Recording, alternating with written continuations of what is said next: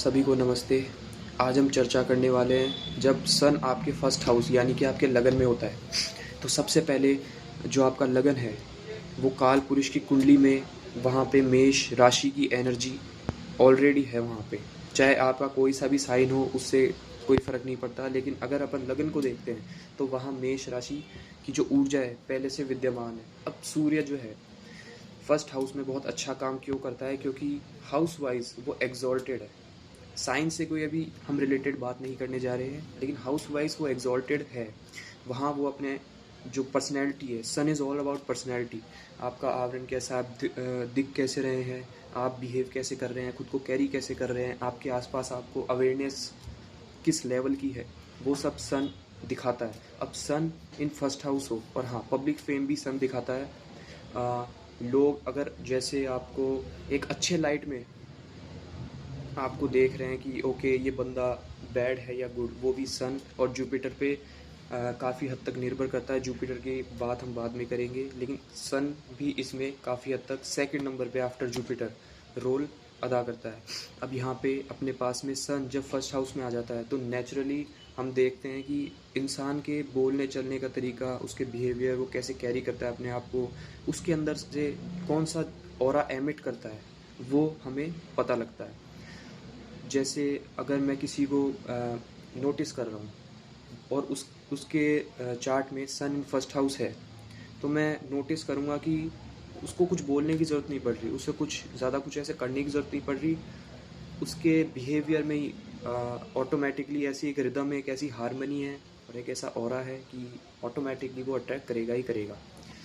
ये लोग काफ़ी अच्छे पब्लिक स्पीकर्स होते हैं, काफ़ी अच्छे इन्फ्लुएंसर्स होते हैं, गवर्नमेंट में इनकी काफ़ी अच्छी पैठ होती है और काफ़ी हाई लेवल की जानकारी होती है।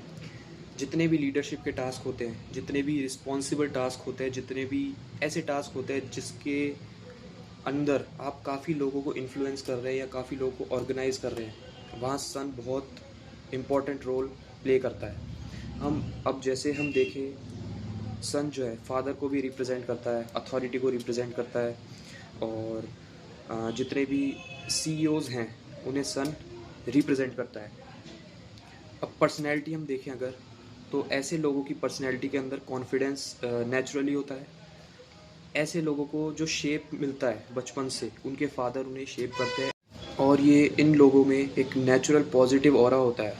जैसे अगर एक सन इन फर्स्ट हाउस वाला कोई व्यक्ति है, अगर वो किसी के संपर्क में आ रहा है तो एक एंडलेस अमाउंट ऑफ मोटिवेशन की एक सप्लाई उसे दे सकता है, बिकॉज सन खुद में आत्मविश्वास, और अगर अपन एक स्थिर हिसाब से देखें तो वो एक आत्मकारक भी है। जो उसका एक कोर है वो एक आत्मा ही है, या आत्मा का कारक है। वो बात अलग है कि जब चल के अंदर जो हमारा एक है तो उसमें आत्मकारक चेंज हो जाते हैं, वो उसमें कोई प्रॉब्लम वाली बात नहीं है। लेकिन जो मेन चीज़ है एक आत्मकारक, sun is the source of power to the soul, ये वाली बात। अब हम लाइफ पर्पस के बारे में देखते हैं, तो ऐसे लोगों का लाइफ पर्पस काफ़ी हद तक दूसरों को मोटिवेट करना और दूसरों को सही रास्ता दिखाना, because sun has light. Jupiter की तरह सन वाले लोग भी, Jupiter does it better, but sun वाले लोग भी रास्ता दिखा सकते हैं लोगों को गाइड करना, लीड करना, बिकॉज सन अपने आप में सेल्फ कॉन्फिडेंस है और लीडरशिप का कारक है। तो अगर आप किसी को लीड कर रहे हैं, आपके अंदर खूब सारे लोग हैं, तो you have to guide them. तो सन के अंदर कहीं ना कहीं एक गुरु की एक छोटी सी एक क्वालिटी भी होती है। अब हम देखते हैं स्ट्रेंथ्स। तो आपकी स्ट्रेंथ्स जो हैं वो है सेल्फ कॉन्फिडेंस और डिसीजन मेकिंग हो गई, आपके अंदर लॉयल्टी हो गई, आपके अंदर सही गलत का फ़र्क आप महसूस कर सकते हैं अपने आप में। और सन जहाँ बैठता है उस भाव को थोड़ा बहुत जला देता है, तो ये एक वीकनेस हो सकती है। जलने का मतलब मेरा है कि जैसे थोड़ा हल्का सा है, एंगर दे सकता है। मंगल की जैसे ही, अगर मंगल जैसे लगन में होता है तो काफ़ी एंगर देता है, लेकिन सन भी थोड़ा बहुत एंगर देता है, because after all sun also has fire.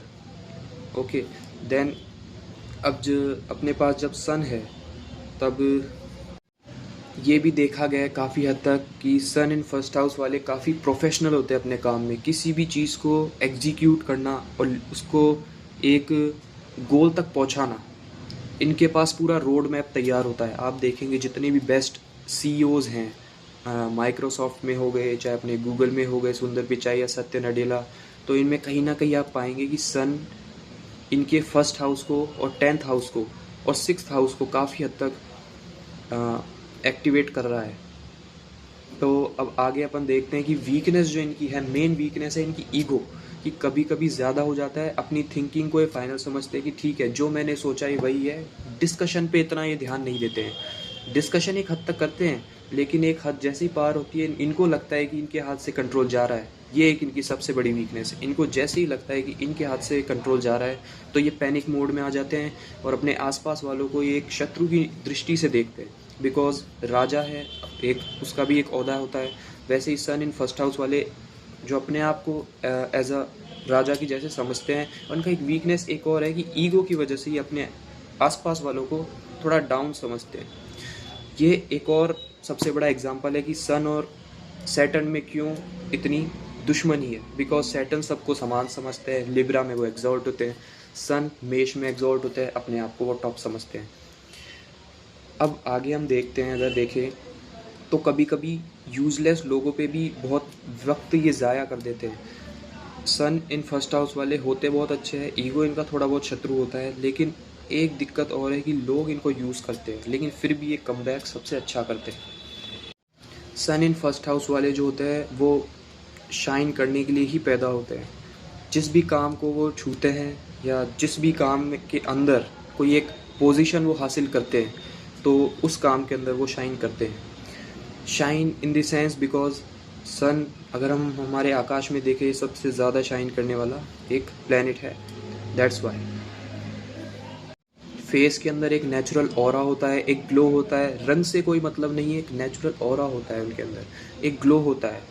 अगर जैसे थोड़ा डस्की रंग भी है, थोड़ा गोरा, जैसा भी रंग है, उसमें आपको एक अलग सा एक ग्लो, एक ऑरा दिखेगा। एक ऐसा ऑरा जो एक हैप्पीनेस को, जैसे एक हैप्पीनेस को एक्सप्रेस करता है। कि जैसे हम अगर किसी सन इन फर्स्ट हाउस वाले को देखें तो हमें उसके चेहरे में देखते ही एक कॉन्फिडेंस, एक पॉजिटिविटी नज़र आएगी। ये ऑरा ये लोग क्रिएट करते हैं, अपने साथ लेके चलते हैं।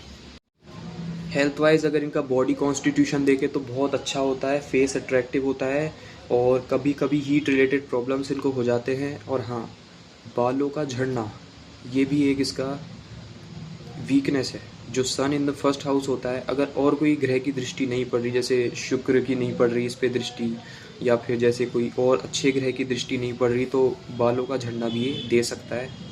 लेकिन ओवरऑल बॉडी कॉन्स्टिट्यूशन बहुत अच्छा होता है, पॉजिटिविटी होती है, ऑरा होता है, बहुत पॉजिटिव ऑरा होता है कि लोग इनको देखने मात्र से मोटिवेट हो जाते हैं। और फाइनल प्रिडिक्शन यही रहेगी कि सन इन फर्स्ट हाउस वाले जो लोग होते हैं वो ऑर्डिनरी लाइफ के लिए नहीं होते हैं। उनका चार्ट बोलता है कि अपने दम पर नाम कमाना कैसे है, और एक गोल के साथ ये लोग पैदा होते हैं। लाइफ में चैलेंज बहुत आते हैं, लोग क्रिटिसाइज भी करते हैं, लेकिन एंड में सबसे ज़्यादा कमबैक यही लोग करते हैं। तो सन इन फर्स्ट हाउस की जो प्रिडिक्शन, एक general prediction with no science related, आपको कैसी लगी आप कमेंट्स में ज़रूर बताइए। धन्यवाद।